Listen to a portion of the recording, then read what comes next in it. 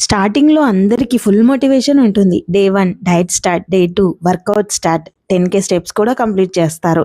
Day 3 excitement. కానీ కొన్ని రోజుల్లో ఇంట్రెస్ట్ తగ్గిపోతుంది. రొటీన్ బ్రేక్ అయిపోతుంది. ఎందుకు ఇలా జరుగుతుంది?